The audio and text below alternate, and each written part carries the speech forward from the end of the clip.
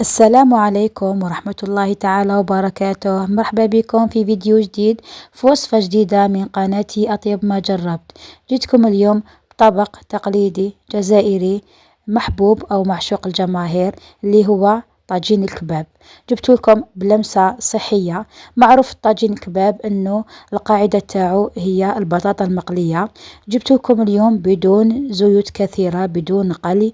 ما نطولش عليكم ونروح إلى مقادير الوصفة وطريقة التحضير. كما راكم تشوفوا، عندي قطعة دجاج حسب المتوفر، عندي جلبانة، عندي بصل، وعندي معدنوس. نجيب الطنجرة تاعي، ملعقتين من الزيت كما تعودتوا، ونقلي صدر الدجاج تاعنا حتى ياخذ اللون الذهبي. نضيف البصل، ملح. بالنسبة للزيبيس عندي فلفل كحل، عندي راس الحانوت تاع مرقة بيضاء، وعندي عود قرفة. نقلي مليح، نمرق. بعد ذلك نضيف الجلبانة تاعي ونغطي عليها ونخلي الدجاج ديالي يطيب. بالنسبة للبطاطا، نغسلها عادي، نقطعها بطاطا مقلية. هنايا نجيب بابي ابسوربون ونديرو في هذه البطاطا ونحركو بهذه الطريقة كما راكم تشوفوا. هنايا باش نمص كامل الماء اللي في البطاطا هذه. نضيف لها ملعقتين من الزيت ونخلطها مليح حتى تغلف كامل بالزيت. نجيب هنا بابي، نجيب بابي كويسون في بلا، ونفرش البطاطا ديالي، نفرشها مليح وندخلها في الفور الطيب، نشعلها من الفوق ومن التحت. صراحة أنا هنايا عندي مقلاة هوائية كنت قادرة ندير فيها، بصح بالعاني درت في الفور باش تشوفوا بلي نفس النتيجة. شوفوا معايا، والله صدقوني اللي يتناولها ما يعرفش باللي يحسبها مقلية. لكن هنا ننبهكم باللي لازم تنتكل سخونة، إذا بردت صح المذاق تاعها تولي ما تنتكلش.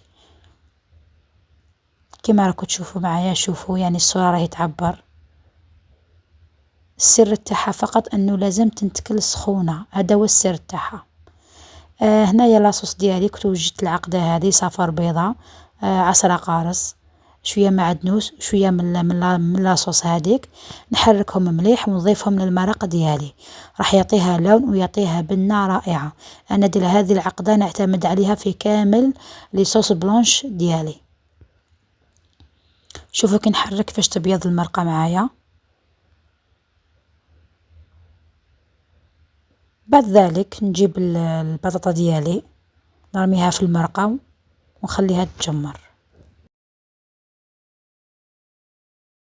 بالنسبة للسعرات الحرارية على حسب عدد الأشخاص، إذا قسمنا الطبق على 3 أشخاص نتحصلوا على 375 سعرة حرارية للطبق الواحد.